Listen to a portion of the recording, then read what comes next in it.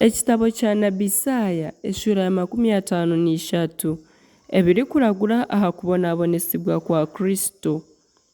Noho ikiriize ebituhuriire kandi omukono gwa Mukama gushuurirwe oha ahakuba akakurra omu maisho ge nk'ekibyirwe kito kandi nk'akati akatookire omu itaka ryomere. Akaba atiine kwali kushusha n'obwakuba oburungi ngu tumureebe nari akandi karungi aku turikumwetengaho.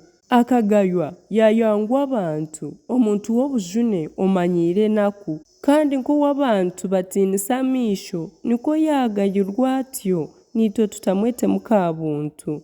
Buzimazima akeekorera enaku ziitu yatwara obujune bwitu haziitwe twateekateeka ngu Ruhanga niwe amutiire akamwasha akamubonabonesa. Konka akahutaazibwa ahabw'ebyokushiisha byaitu yahondahondwa ahabw'okutahikirira kwitu. Okuteerwa kw'okutureetera obusinge niwe yakutiirwe kandi emihirizi ye niyo etukiza.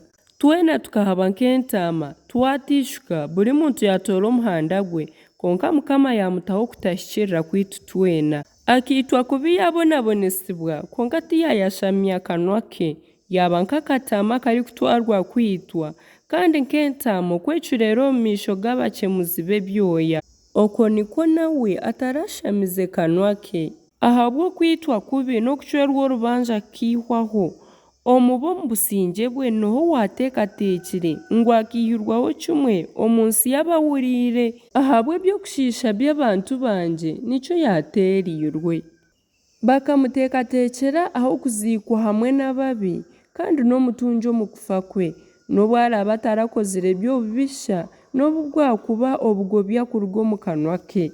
Konka Mukama akasiima kumuhondahonda yamusaasa kuba arayehindura ekitambo ahabw'ekibi aryareeba oruzaaro rwe ayongyere aha biro bye ebi Mukama arikwenda bihikirizibwe gye omu mukono gwe.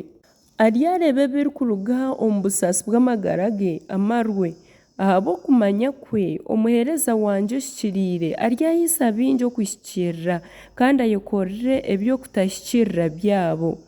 Nahabw'ekyo ndyamubaganisiza omugabo hamwe n'abakuru nawe aryabagana eminyago n'abamaani ahabw'okuba akashuka amagara ge okuhisa aha kufa yabarwa hamwe n'enkozi z'ebibi yayekorera ebi bya bingi kandi yatonganira abasiisi.